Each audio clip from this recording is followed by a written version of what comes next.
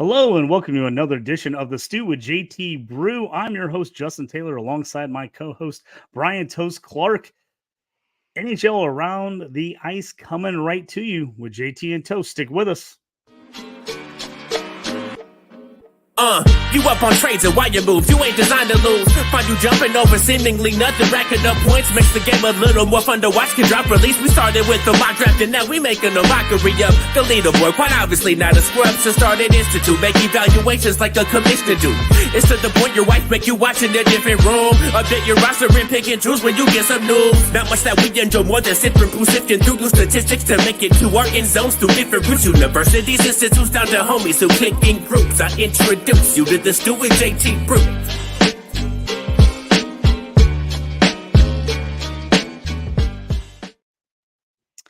This is episode number 8 of the NHL Around the Ice with JT and Toast. Week 5 NHL season on us. What we're doing here in season, if you haven't joined us yet, we do a little segment called JT and Toast 5-on-3 2-man advantage, where we go over 5 different topics. We talk about 3 different parts of each of those topics. Talk about a hockey perspective, a fantasy perspective, and then a gambling perspective. But to kind of get things going here, Toast, we've got something that's been bothering us big time the last since the season started. What is going on with NHL shot props right now is a crazy thing. If you look across the Twitter, man, it just seems like some of these shot props is just insane. How some are not hitting and shots getting taken away mid-game, shots getting taken away after the game, or shots not being added that should be. It's got the gambling community up in arms right now. Give me your thoughts on kind of what we're looking at so far the first couple of weeks of the season here. So, JT, this has been a common occurrence for years in the NHL where they would maybe adjust shots mid-game, saying, hey, a scorekeeper said, all right, that actually went off the pad of the goalie, or it went off the mask of the goalie, whatever it may be. As long as it actually touches the goalie in some degree, it's a shot on goal. It can't actually touch the pipes or the crossbar or whatever. That's not a shot.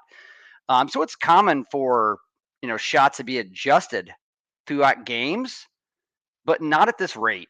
And so over several years, we've actually been doing this and playing shot props. It's common for, let's say, after the game or near the end of the game, something actually happened maybe 2 or 3 minutes ago. They would take a shot away. And you look at a replay and you're like, yeah, you know what? It probably wasn't a shot on goal. But now there may be a shot in the first 2 minutes. And you're sitting here watching a game, you're like, man, I'm actually pretty good on shots here. I reached the 3. What I need to actually win the bet. Then you get to the third period, halfway through the third. So again, 40 minutes of the games went by, 2 hours of actually watching the game, and they take a shot away. And then 5 minutes later, we'll actually go, and then let's say the player went from 3 down to 2. Then he'll take another shot away, be down at 1. And by you're at 1 shot. I've never seen anything like this before. I'm not sure what's going on. I'd like to get your opinion on what's going on as far as, is there some type of, I guess, attempt by the league to really look at this and look at it closely compared to other years? And if so, what's the incentive? Yeah, that's the shot props as far as betting is concerned in hockey has been one of the most popular things, especially once a lot of the prop bets got added this last year for hockey. So there's a lot of sites that did not do shot props last year, and then a lot of them have picked them up this year because that's where a lot of people have bet on hockey. I don't know if that has anything to do with it. You hate to be that skeptic who's like, oh, it's a gambling issue, so now they're really paying attention. I'm just not sure how they're counting these, or is it? What are these final counts for them? Is it the guy, the official stat keeper at the game for the team? Do they have someone who's overviewing that guy who says, okay, during the game, they're watching and going back and watching replays and kind of saying, hey, whatever that stat keeper put down, I'm basically, I'm taking him out. I'm saying, nope, I looked at that. That's not a shot, or this is a shot. I mean, we've had a couple buddies have the issue where they lost bets on rebounds in NBA, where a guy clearly got the rebound when it said he had 9 and then it got him 10. And they said, oh, well, the official guy only had 9, and they had to fight it out to get the win. And it's just I'm interested what, and this is some research I need to do. How is the league handling this? Is this a league issue? Because anyone who plays fantasy football knows that you can get real screwed on that stat correction come Tuesday morning when the stats come out, because they always go back and they look back and they say, hey, this guy have exactly the yards, tackles if you play IDP. Sometimes they'll slightly adjust those tackles, either a solo tackle or a assisted tackle. Those can be adjusted because a lot of times they're doing those on the fly, and a lot of times they go back and they say, okay, hey, we're gonna check those and make sure those were right. So I that is something that it gets done. I'm just not 100% sure how the NHL is doing it, and it seems strange to me that we're seeing it like later in a game. It's not like, oh, we looked at it, oh, we went back and looked at a replay, 5 minutes later and made the change. It's like you said, we're seeing stuff periods later all of a sudden being changed. And I don't know if that's coming down from the league office, if someone maybe at the league office is in charge of these things, and because they're in charge of a lot of games at once, it doesn't all happen at once. But that'd be something interesting to kind of figure out, what is going on there. In years past, it's been, if there was any question that somebody or player had a shot on goal, they had a shot on goal. And very rarely was that taken away unless it was something very egregious. I don't know if they actually have a chip that's working right now, where basically they have the technology to just know, and actually they're getting more right. But somebody's paying more attention this year, and I know that. And it's very, really frustrating. I'll tell you, I was just griping to my brother last night. Shot bets are enticing because they're the highest stat in hockey, meaning they're the stat that people get the most of. So you feel like as a gambler that your odds are better because there's the odds of them getting more of those is much greater. So it's almost just like you get a taste of a shot prop betting, then you just want more of it. But I will say, when you watch an NHL game and you actually have prop bets going for shots on goal, it makes the NHL game much less enjoyable to watch, because you're not watching the game then.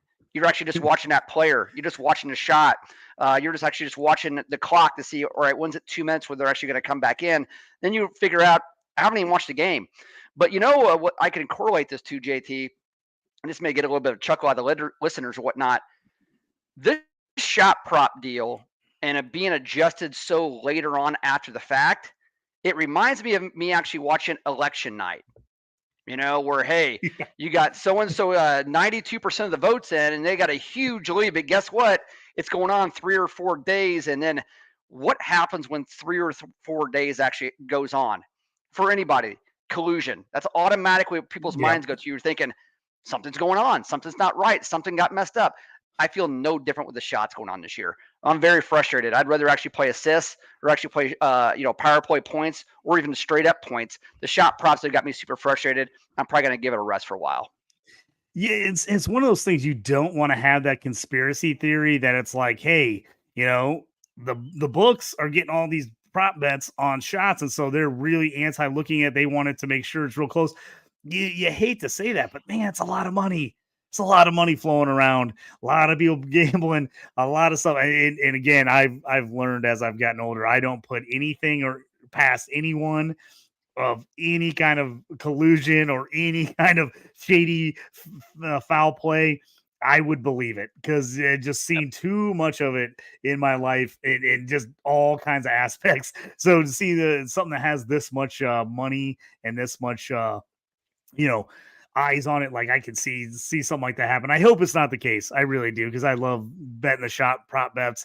But like you said, we have just missed so many this year by like one, and it's like guys that you usually easily clear. I mean, we're losing like minus 190, minus 200 shot props in like parlays, and you're just like, oh, it's just, the shots have been a little crazy this year. And as we talked about earlier in the year, I mean, when Ovechkin had those back-to-back games, and we and you were talking about it on a podcast, we're like, when's the last time he had not had a shot in back-to-back games? And then I saw a stat, the next day, and it was like insane. It happened like once in his career, like before that, once or twice in his career ever. It's like, I mean, so yeah, they have been crazy. So we keep trying to pull them out and give them to you on the Toast Takes on the X when we have them. But like Toast said, we might be looking for some more assists and points props coming up with some of these shots until we figure out kind of what's going on here. But it has been definitely frustrating as we've missed quite a few where we've gone 4 for 5, 5 for 6 on like a shot parlay. So it has been rough. So yeah, if anybody learns on. anything, JT, from this segment, it's counting shots equals counting votes. No different. Yeah. Yeah, it's about the same.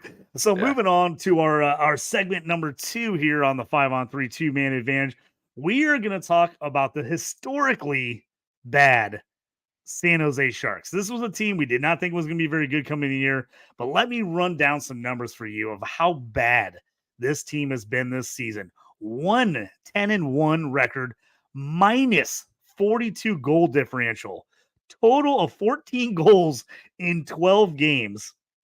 It has been brutal in San Jose, Toast. So everybody knew that they were built to lose, and they were built to lose last year. I mean, there was no doubt about that. I mean, they got the number 4 pick in the draft last year. We'll talk about some of their young talent here in a second because they're definitely in a rebuild. But in the last 3 games leading up to last night's game in Philadelphia, which was their first win of the year, they won 2-1. That was a bet that everybody put on the puck line, the -1.5, and put heavy on. And then they happen to go ahead and win their first game of the season. So that's hockey. That's betting. Nevertheless, they had to win at some point. I believe the 1993 Sharks actually have the record for the worst season record in NHL history, and I think they may have won 11 games total. Obviously, they're on pace to blow that out of the water. But so they were built to lose, JT, but nobody saw this happening. You're getting beat at home in back-to-back games 10-1 and 10-2. Yeah, I've they're never not seen even that. competing. I mean, they're not even competing. Yeah, so to put that in perspective for people that may not be big hockey fans, but actually just getting the fantasy hockey for the first time, and maybe they get that football background, that's like your team in the NFL getting beat 65-10 and back-to-back games at home. You're literally giving up over 60 points in back-to-back games, and you're actually maybe just scoring a touchdown. It's equivalent. There's no exaggeration on that. So it's not looking good. But let's talk about a little bit about their big problems. Maybe for those who are actually playing dynasty, some cap leagues as well. The Sharks, they got a lot of bad contracts. And really, when they have bad contracts, they have some aging players as well that with those contracts, that big money with term and also dollars as well. Logan Couture, who I love, he's been hurt all year. He's 34 years old. He's not part of their future right now. They're looking at that 4 to 5 year plan right now, and this is year 2 of that. And it's going to take them a long time to dig out of this hole. 4 years, $8 million AAV. Obviously, they're going to be paying him until he's 38 years old. Now, I don't think he'll actually be in that uniform. He'll be bought out and at some point, and they'll actually just eat some of that, or it'll be some type of trade, whatever may happen, but that's going to be very difficult. The worst contract they have on the book is Mark Vlasic, the defenseman, 36 years old, still has 3 years more on a $7 million deal a season. That may be the worst deal in hockey. That's egregious. It's just egregious. Ugh. I don't want you to go back and look at his stats. It makes no difference. He's a stay-at-home defenseman. He doesn't get paid to put the puck in the back of the net. But nevertheless, if you go back and look on any top 10 worst NHL contracts, he is in the top 10 on every single list. He's got to be. I haven't even looked at him. Doesn't matter. He's got to be. But JT, they got some young talent. Will Smith last year was the number 4 draft pick in a 2023 entry draft. He's off to Boston College this year. But during last season, when he played for the U.S. National Development Team, man, that guy scored 51 goals, 76 assists, 127 points. I'm just looking at it right here in front of me in 60 games. So they got some guys coming up. They got some draft picks as well. They have first two first rounders next year. Total of 9 picks in next year's draft. This is a rebuild. This is what they're actually doing. So from a hockey perspective, it's just going to be a long go of it. But, man, no one, even them, planned it would be this bad. Yeah, if you can get some of those young guys and you can hold on to them, until they get time to develop and actually get on the team when the team's decent, you can be all right. But, man, you do not want to have a bunch of San Jose Sharks players on your team right now because it is not good. Let's jump into, we talked about, how bad they are real life. Let's talk about fantasy perspective. We just said you don't want any of these guys on your team. They are just doing nothing. The big name we all know, Tomas Hertl, 1 goal, 6 assists in 12 games. That's their best player. And those are terrible stats for him. Next best player on the team, 4 points in 11 games. 4 points in 11 games. And even Hertl, like you think, hey, they're bad. Hertl would just be getting shots. He'd be doing everything he can offensively. He's only got 21 shots in 11 games. Less than 2 a game. I mean, he's your best player by far. He's got to be lighting it up. I mean, this thing is getting ugly. The goalie play is terrible. Oh, like I said, I don't want any of these guys on my team if I can help it. Yeah, it was a fire sale the last couple of years, and especially last year in the offseason, moving away from Erik Karlsson. He coming off a Norris Trophy, and really the only reason he scored 104 points with a team this bad is the fact that they just let him do whatever he wanted to do on the ice. It wasn't even about winning; it was specifically about just get as many points as you want, do whatever you want, even if it's not for the best of the team. It makes no difference because we're not going anywhere. And then they move on from Timo Meier. They move him over to San Jose. And so again, they're building for the future, but they have guys like Ekblad, who is up on their first line, and you're not going to be bringing up a guy like Will Smith anytime soon. You're not going to be bringing up a guy like Ozzy Weisblatt anytime soon. And the reason being, you would never bring these guys up to the NHL, even if they were NHL ready, because they have nobody to play with. So you're going to stunt their development, their growth there. So they're going to be sticking in the OHL and the AHL and even at college as long as they possibly can through this rebuild. So if you think this is bad, and now this is historically bad, this team's going to be bad for a while. And like you said, man, the goalies are just awful. I didn't really look into their Delta Fenwick numbers and their really deep statistics on exactly, what their expected saves are as well. But nevertheless, I mean, they have nobody in front of them either. They're getting shellacked. Anybody that gives up 20 goals in 2 consecutive games, I don't care who you are, that's almost impossible to do. Yeah, Timo, we want to say he's on the New Jersey Devils. He got traded to the Devils to San Jose. But yes, he's on the Devils now. Sorry, yeah. But yeah, it's bad. Now, we thought it was bad on that front. Now, usually when teams historically bad, you can take advantage in a gambling perspective. And as we said, everybody and their brother was on the Flyers last night. And of course, San Jose wins and takes all our money. What are we looking at gambling wise? Any bright spots of stuff we can take advantage of in this losing streak? JT, you remember last year what we did with shot props when we just kind of followed around Anaheim Ducks all year? Whomever the Ducks were playing, we took those players from the other team to actually get over 2-3 shots and actually on the puck line. That's no different this year. They're giving up 38 shots a game. Think about that. They're almost giving up 40 shots a game. And so that's the play. If you're looking at this from a gambling perspective, is target those teams that shoot even average amount of volume or even, let's say, a lot of volume. And anytime they're playing Anaheim, doesn't matter where Anaheim's on the road or at home, play the shot props. And here I am saying play shot props, right? I just told everybody how frustrated I am. I said not. To. It's just like, you know what? It's like an addict. Just can't get enough. I mean, because it looks so easy on paper. It's so easy on paper. But this is a bet that if you were to place it every single day for the rest of the season on the puck line, let's say as well, the -1.5, you're going to win 75 to 80% of that time. So it's almost as if you're just getting up and taking the trash out every morning. That's what you need to do when you're playing against Anaheim. So a little bit of stat here before last night, and their 11 games they had played before last night, 10 of those they got beat by at least 2 goals. So there you go, your puck line. So you're getting plus money on every single game so far this year. So that's going to continue just because they actually won a game last night versus Philadelphia. So that -42 differential, that's glaring. I mean, so really you got to continue to play that puck line.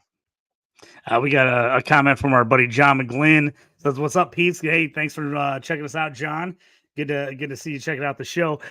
Usually, like if you look at NFL football, if you have a team that's bad, that's giving up a ton of points, you can kind of, jump on those garbage stats or, like those garbage late points where your QB does nothing all game. And then when everybody goes into prevent, you get some garbage yards, maybe a last second touchdown.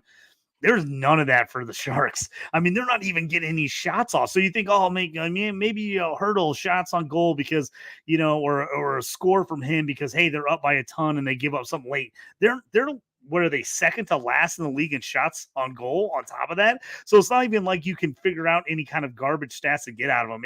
It's brutal, man. Yeah, it's no different than, let's say, I'm a Bears fan. So I watch the Bears either A, have bad quarterback play, or B, have game managers at quarterback in the past where you win games with defense, you win games with ball control, and that means running the football a lot. So knowing that, if I were a gambler back then gambling on, on the Bears games, obviously you're playing unders, but specifically if you want to go ahead and compare this to shot prop plays, I would just pick the other team's middle linebacker for tackles because they're not going to pass the ball hardly. They've been lucky to pass the ball 20 times in a game with guys like Kyle Orton or Shane Matthews, even though Matthews actually had a pretty good couple of years.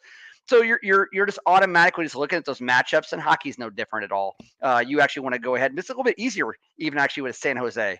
Just play other guys that actually shoot the puck versus San Jose, because here's one thing too that's different than NHL versus basketball. They're not going to sit these players at the end of the game. They still have to get their shifts. They still have to go through the motions on the ice. Everybody, you can't just leave players out there for 5-6 minutes at a time. Everybody's still got to play the game. So it's a little bit easier in that route. So let's hope that the shot prop stuff gets back on track for us. It's not as frustrating because there's a lot of money to be made here.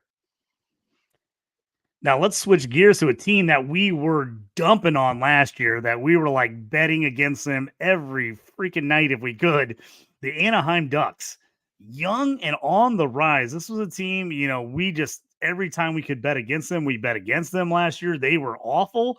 But this team, after all the stuff in the offseason, they feel like they finally are starting to turn it around a little bit here. 7-5, winners of 6 of the last 7. Kind of middle of the pack on most of the offensive stats. But their team, they've got solid defense. Goaltending has been pretty good. Lucas Dostal, he's been solid subbing in for John Gibson. So lately, I mean, this team has looked pretty good, Toast. What is the deal with the Ducks kind of turning things around here so far? It's kind of surprising. I really thought that they were in a spot like, let's say the Hawks are going to be next year, which the Hawks may be better next year, but I still don't expect them to come out of the gate 7-5 and win 6 out of 7. But it's possible.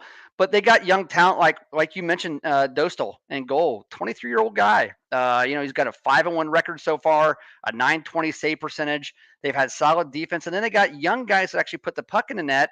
You got Zegras, who's really kind of got off to a slower start, but Troy Terry, man, Terry's actually caught fire. He's been really, really good over the past 3 or 4 games. And they're doing something pretty interesting with Leo Carlsson, JT. Carlsson was a top 5 pick in a draft last year. I think he actually went 3rd, if I remember right, 3rd to Anaheim. And they're choosing not to play him at the OHL or the AHL. Well, he wouldn't go to the AHL, probably the OHL. But rather, they're keeping him up with the big club, getting a lot of that experience to travel, getting acclimated with the team and how it is to actually be a pro, but they're not playing him every night. They're insulating him right now. And so it's almost as if he's on a pitch count, right? So, or a game count, but then he played 2 games in a row just recently or whatnot. So I don't think that's going to go on forever, but nevertheless, they're just kind of easing him in. I really haven't seen that in NHL before. I'm sure it's happened, but I haven't seen it. Then you got veterans like Strome and Henrique. They actually get around them, and Cam Fowler as well. So I like this team. It's got a good mix of young talent that are their best players, as well as some guys that are proven veterans who actually, I say, know how to win to some degree. So I like the mix from a hockey perspective. Yeah, as we're talking about fantasy-wise, this is a team you really couldn't play many guys fantasy and look for much the last couple of years. But we got some guys kind of playing some really nice hockey and actually doing some things for you fantasy-wise. Let's talk about Frank Vetrano, Mason McCavish, like you just brought up Troy Terry. I mean, these guys, some actually guys out there that are doing some work. I don't think Frank Vetrano's for real, JT. I know what's going on with him. He's second overall in our home league points. All right, the guy's 29 years old. I was looking through stats today because I needed to, because I just can't rattle off stats off the top of my head for Frank Vetrano. Because who cares? He's Frank Vetrano. Makes no difference. He never scored more than 41 points in a season. Now, he's shooting at 23%. That's going to regress. But, man, 40 shots on goals in 12 games. Okay, so I don't really see that actually happening. Nobody actually saw that happening. You should – I don't even know if you sell high on a guy like this, because here's the deal. I don't think anybody's going to give you equal to the production he's been giving out. Mm-hmm. So it's not like you could sell high on him.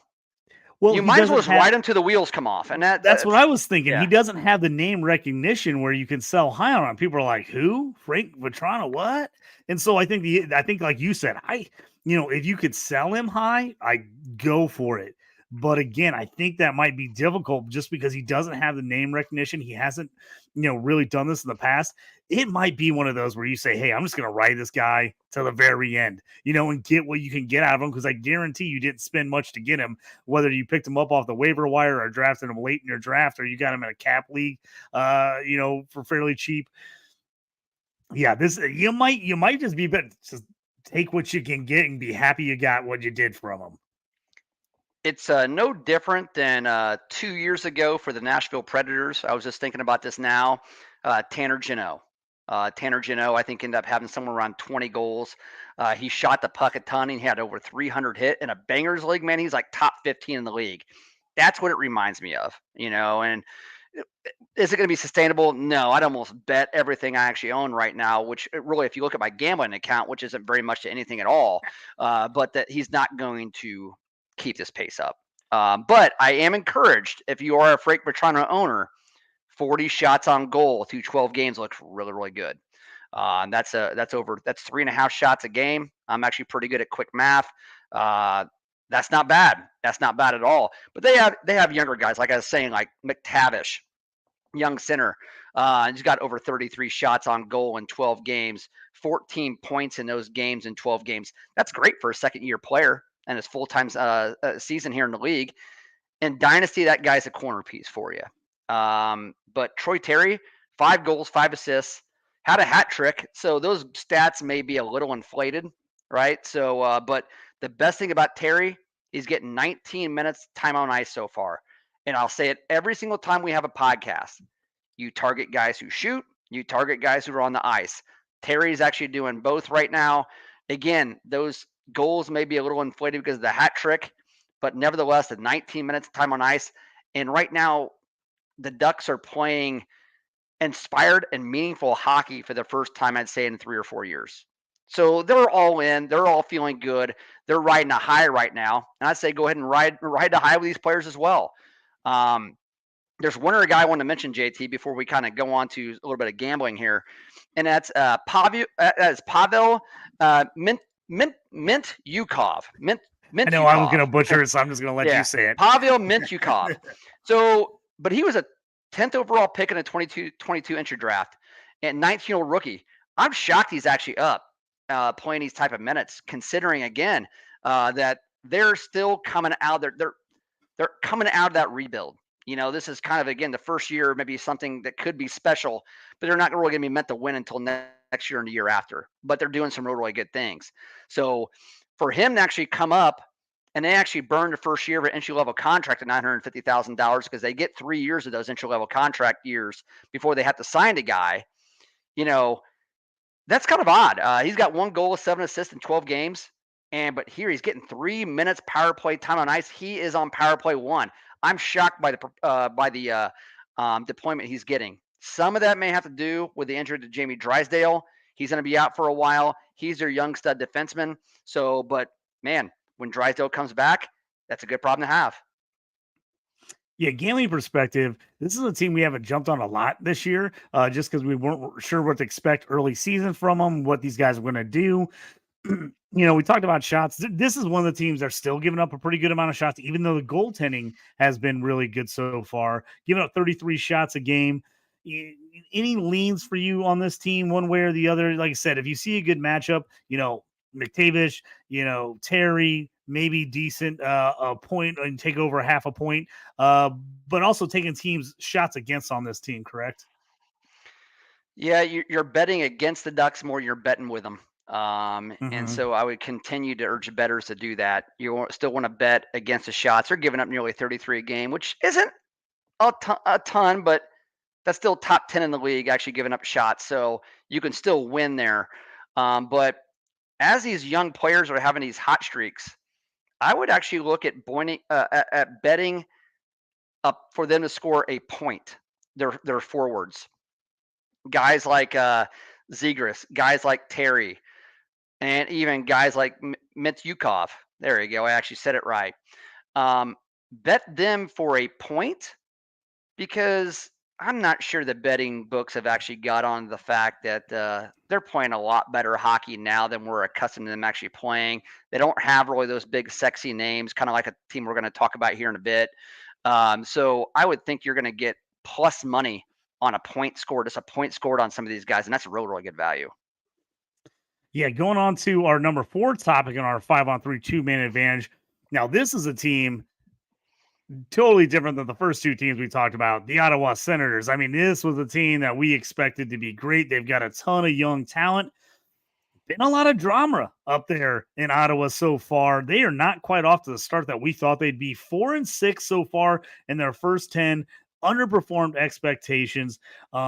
They're scoring about 4 goals a game, so they're still putting them up. But man, the Atlantic Division is just brutal. And they've had, I think, the toughest schedule in the league so far. So that's kind of you got to take that good with the bad. It's like, hey, they're only 4-6. Tough start, excuse me, but a really tough schedule. So this is a team I know me and you like a lot of the players on this team. You think this team's going to be in the mix, right? We don't want to overreact to this 4-6 start, do we? We shouldn't. Everybody else is. I love Ottawa. I'm a Hawks fan first, and I'm an Ottawa Senator fan second. I watch so many Ottawa Senator games, it's ridiculous. And mainly it's because I have, Tim Stützle and I have Brady Tkachuk on a lot of my teams. And I've been watching them from the very beginning, and I just love their style of play, and we'll talk about them here soon. But you talked about drama, JT, and there is a lot of drama going around Ottawa right now. And maybe it's just because it's a Canadian market, right? That you're going to have a lot of that. It's not as bad as Toronto, but nevertheless, it's actually nothing like playing in America. So they do have new ownership this year. So let's talk about a little bit of that drama or change. They've had some new ownership. They had a new owner buy the team in the offseason. Josh Norris, their starting center, young 21-year-old starting center, another, again, stud. They're loaded with young talent. He got a 41-game gambling suspension. I'm not sure if he was gambling for his team, against his team, or any other sport. Not really sure, but nevertheless, they should know this by now. Was it Calvin Ridley, right? Ridley, I think, Mm-hmm. at NFL, he got nailed for it, a half-season suspension. This is a half-season suspension as well. Well, he got a full year officially the Oh, okay. first year, and then a bunch of guys this last year got caught, and then they switched it to teams. The guys weren't gambling on their own team. A lot of guys got moved down to 4 to 6 games if they were in the building while they were gambling. It was a really, really wishy-washy thing in the NFL on what was legal, what wasn't. Um, Not a lot around this so far. They haven't told us, but they gave him a half a year. So it's 41 games is quite a long suspension. Yeah, and so you talk about all the young talent they have. So there has to be a lot of good GMing going on there to get a lot of that young talent. And Pierre Dorian had done a great job, getting guys in and drafting like Kachuk and Stützle and Josh Norris and even Drake Batherson, Tomas Shabbat. The list goes on and on. Jake Sanderson's another one. I mean, they are absolutely loaded with young talent, and Ridley Gregg as well. So Dorian makes a mistake, and he fails to disclose a player's team no trade clause list or no trade list. They lose a 2024 first round draft pick. It was just announced last week. They fire him immediately. And again, I don't follow them enough, and especially in the front office to kind of know what was going on, but just from an outsider looking in, you've done great things with a team that's been rebuilding in the last couple of years. You've done amazing things in a draft. You actually make one mistake. Now, it's a costly mistake, a 2024 first round pick. That's huge. But just to get the axe, just like that, Man, I was I surprised don't by know. that. You got new It ownership seems coming in, shocking to me. right? Maybe it's because it's new ownership. Maybe they Yeah. wanted, it was an excuse to bring in their own guy. But like I said, it's not like he hasn't been a guy that's been pretty successful and brought in talent. So that was one you figured he was gonna see some punishment for, and maybe they fine him or do some things. But man, when he just immediately got the axe, I was like, whoa! I was like, they're not messing around here.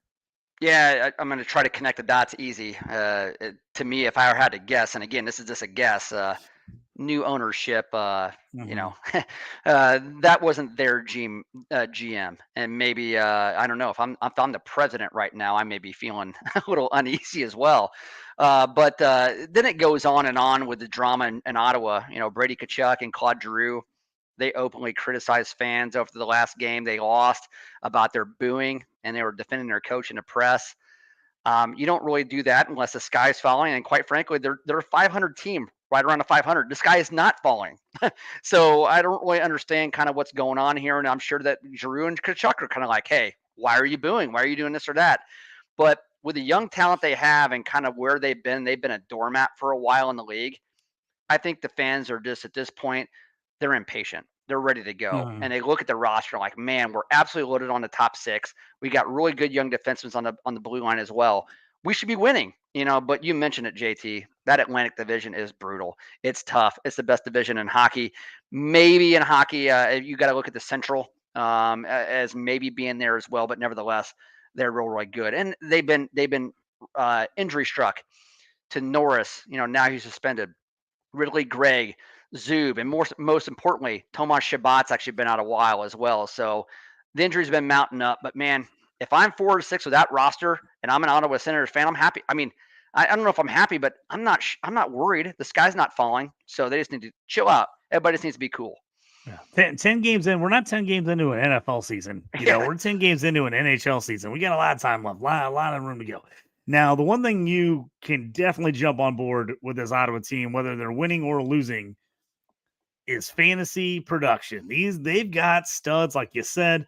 This is a team that if you can get these guys on your team in a redraft, you want them. If you can get them in a dynasty, you're going to have to give up a lot to get them because they're just great players. But man, Brady Tkachuk, Tim Stützle, I mean, those are kind of the guys that lead the charge. Two guys I know close to your heart. You love both those guys. Me and you got Stützle in a couple different leagues.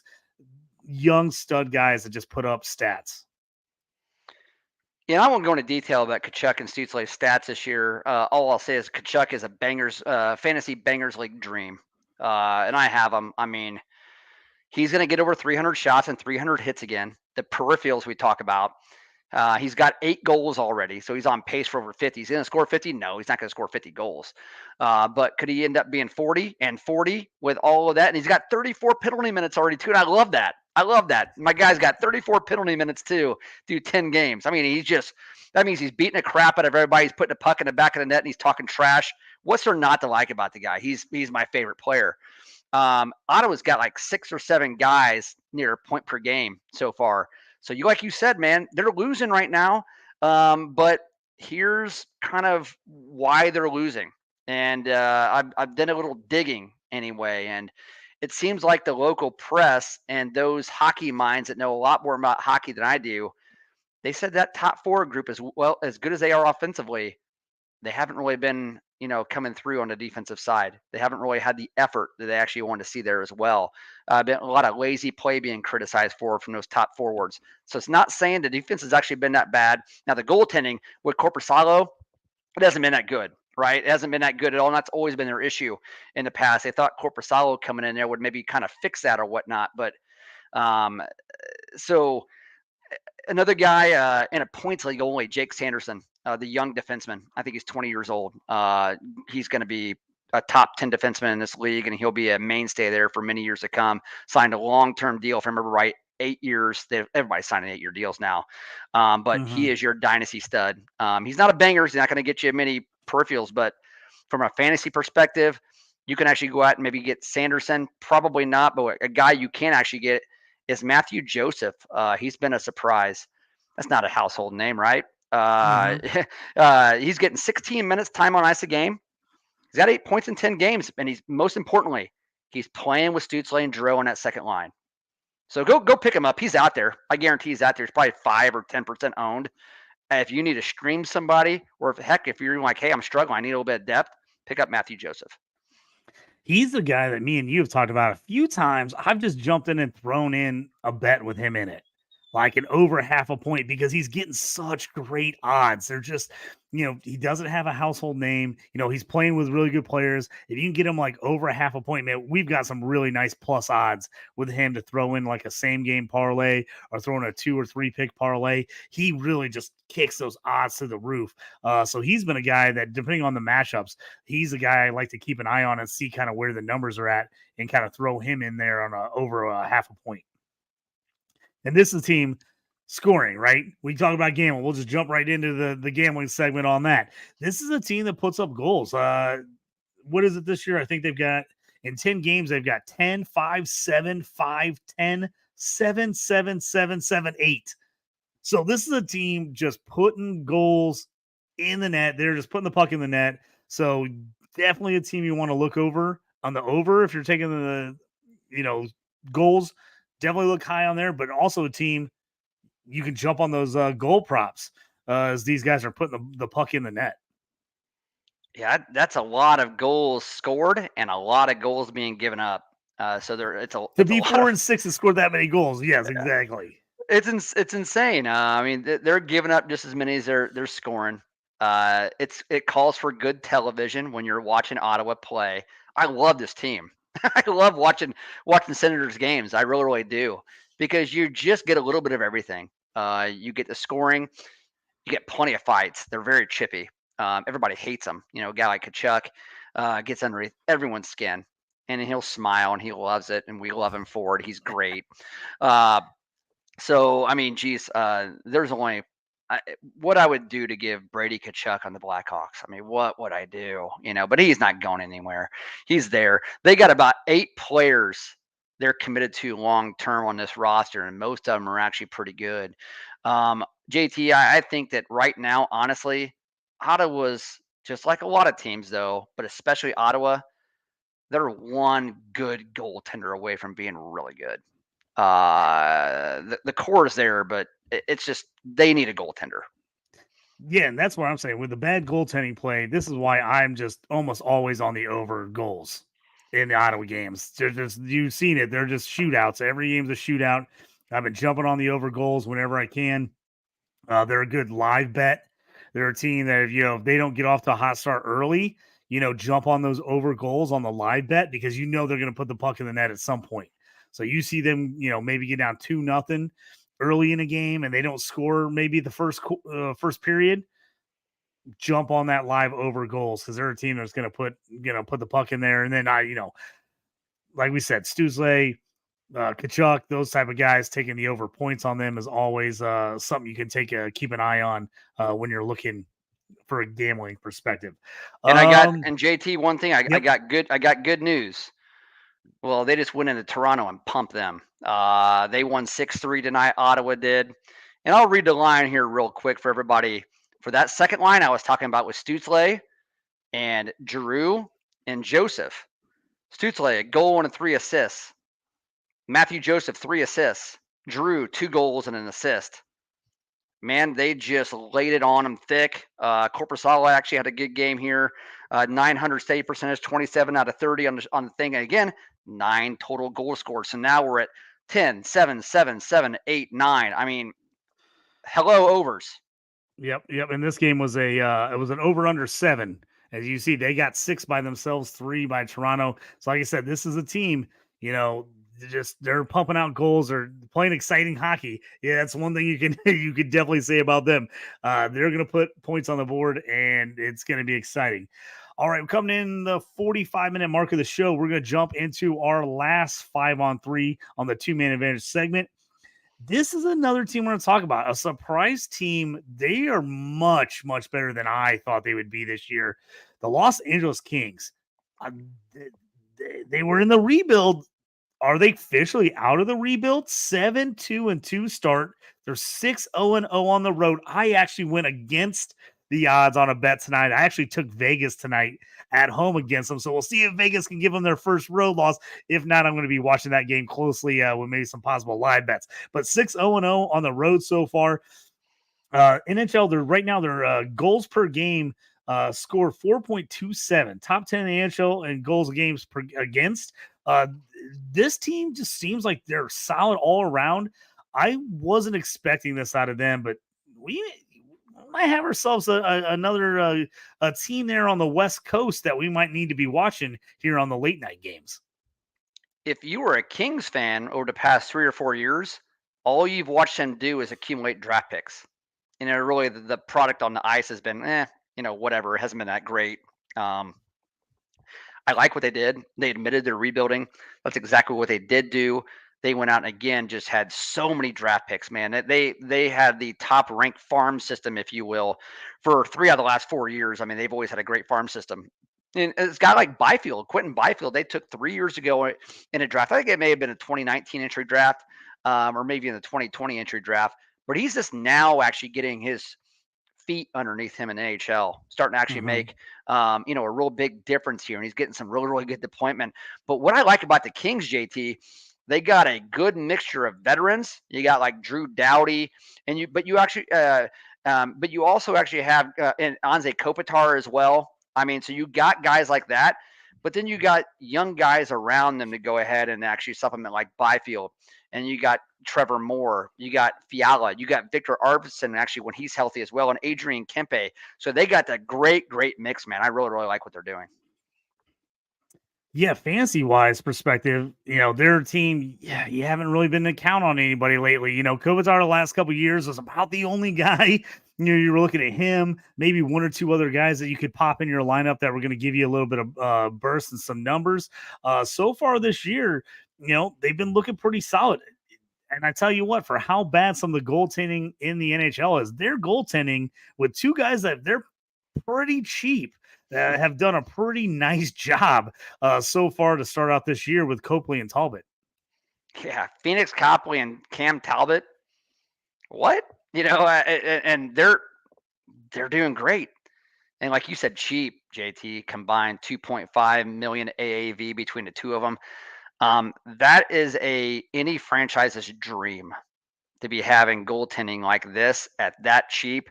When you can do that, that's like having the quarterback that you haven't paid yet and they're still in that rookie deal. And Exactly. Basically Seattle ended up doing Wilson back in the day. Did they win a couple championships? I know they actually won one, but nevertheless, that's no different. Like if you actually have that flexibility with your roster because you don't have to pay your goaltenders and you're getting all of that, that's a sign of a championship team. And this team, they're definitely on the right path. From a fantasy perspective, I will say this is a sneaky team. And when I say sneaky, none of these players are quote unquote sexy. When you think about it, Trevor Moore, Fiala, Adrian Kempe, Byfield, Anze Kopitar, everybody thinks too old. Doughty, too old, whatever.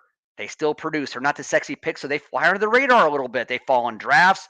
They actually hit the waiver wires every once in a while. They can actually be had in a trade, and you can fleece other managers because, again, they just don't have that sexy style of hockey.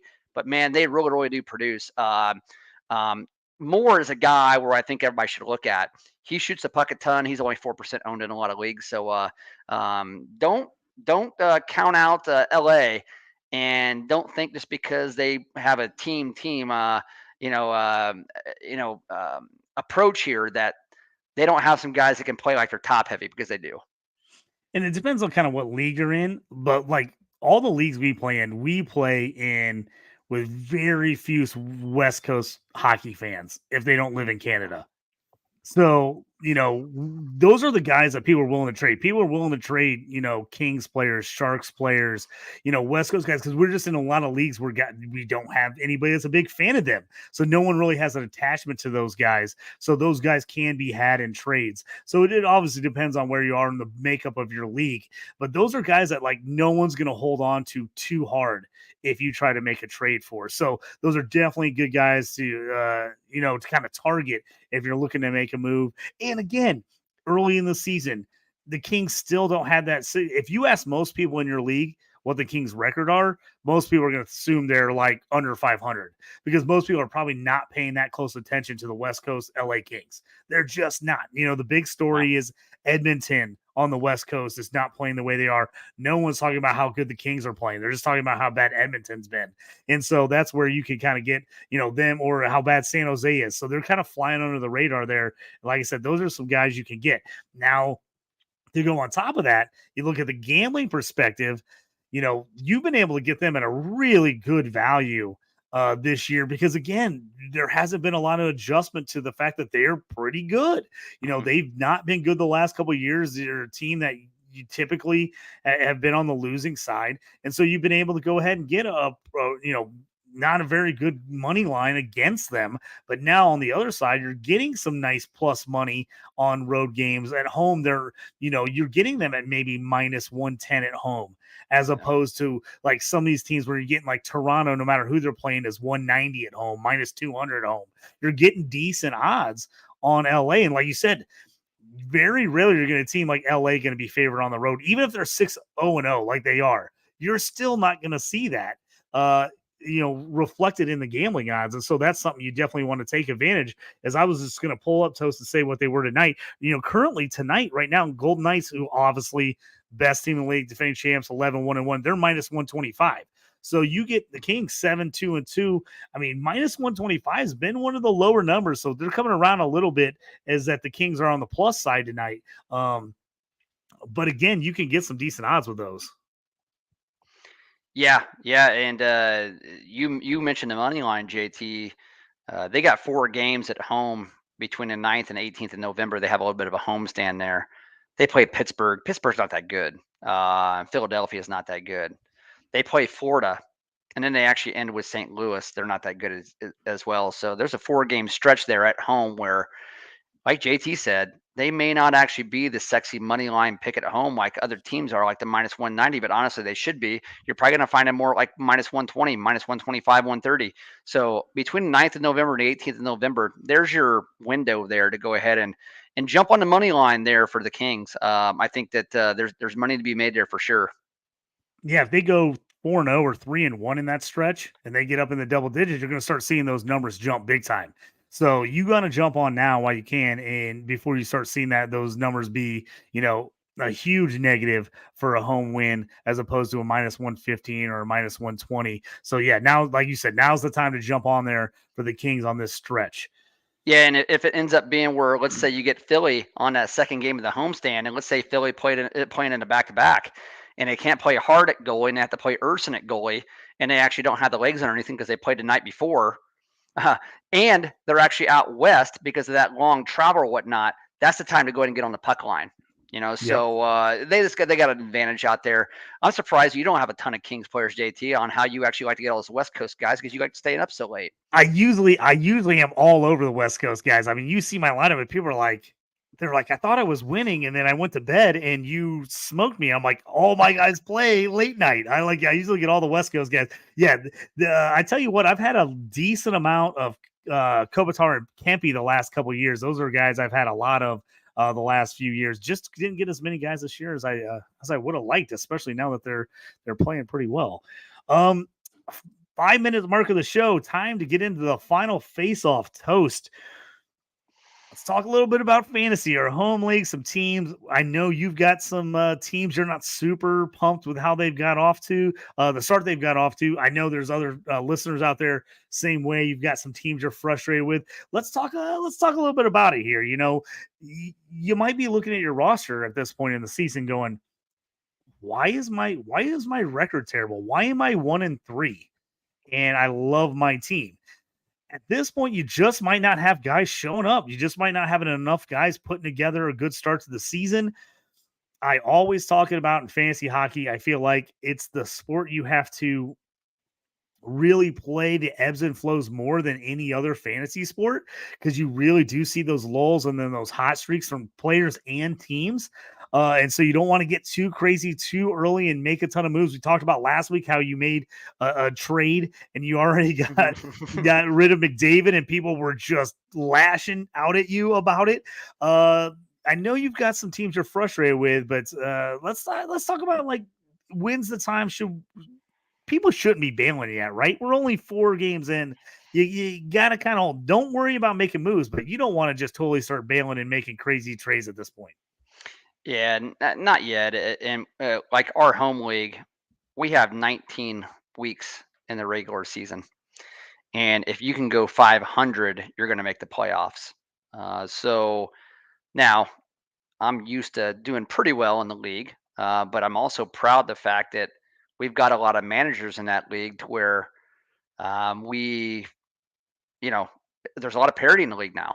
It's getting pretty tough, and I really like that a lot. But I'm pretty frustrated in the home league. I got like Matty Berniers. He finally gets off the Schneider last night to actually start doing well, but he's been unbelievably slow right now. I'm just looking at my phone right now. No goals, 6 assists to 13 games, only 23 shots on goal. Nick Ehlers, he was a late pick for me, but nevertheless, he's only scored 23 fantasy points. He's frustrated everyone. Kirill Kaprizov, all right, not bad stats, 12 points in 12 games, right? 4 goals, 8 assists, but you expect more. You expect more out of him. He should be a guy that's just absolutely lighting it up, should be top 5 in the league in points. He's not doing it. Devin Taves for Colorado is frustrating the hell out of me. You could tell I'm frustrated because I'm just going off here. And even Elias Lindholm, man, what's going on in Calgary as a dumpster fire right now. And Lindholm, not good. And then I have just a bunch of guys that are actually performing, but the schedule is actually played against you. So as JT was saying, you just got to be patient. It is super frustrating. I don't like being 2-2 right now. Actually, maybe on the cusp of going 2-3. Now, Stützle tonight actually helped me out a great deal by putting up a crap ton of points.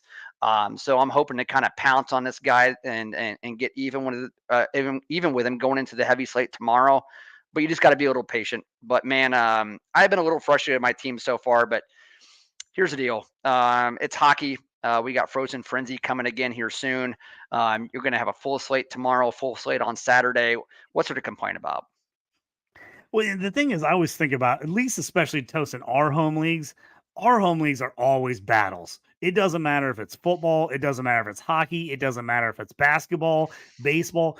Every home league we are in, it is just down to the wire every year for the last 3 or 4 playoff spots. Very rarely does anyone run away with it. And if it does, someone has a really good year. It's one team, and then everybody else is right there in the mix. And you look like that in our home league right now. We got 1-4-0, 1-3-1, and then we've got 7 2-2s, and then a 1-3 and over. So we're right there. I mean, a lot of guys, you're not happy. You're 2-2.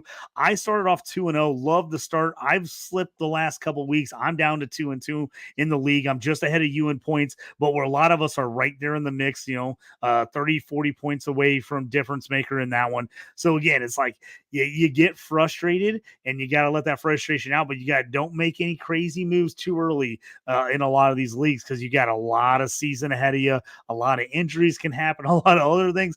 So you just got to stick with it. And like I always tell people, just got to make the playoffs, right? Yeah. I mean, how often we've seen you just got to get the playoffs. Perfect example, me and you, we were rolling going to the playoffs last year. Me and you thought we're playing each other in the championship. It's going to happen. And we both got upset in the playoffs. It happens. So anything can happen when you get to the playoffs. So just stay the course. Keep fighting through. Long season ahead. So I think that's going to do it for us. Oh, yeah, go ahead and toast. No, I was just joking with a guy today saying, hey, I usually start off hot during the regular season. In the last 3-4 years, I've actually fizzled during the playoffs. Maybe this is a good thing. All right, we'll go ahead and get it out of the system now. Switch it around. Yeah, you got to switch out just a bit. Yep. So that is going to do it for us here on the Stew with JT Brew, the NHL Around the Ice episode with JT and Toast. Thanks for checking us out. Check out Toast on X at Toast Clark, me at JT Orange. If you're a gambler, make sure you jump on there every day. Toast takes, we retweet them out, send them out for you. Just kind of our favorite bets, some things we're doing for the year. Feel free to hit us up on there with any kind of questions. Please, if you can, like, subscribe, leave us a comment on the video. It always helps out. Thanks for joining us. Check you next time.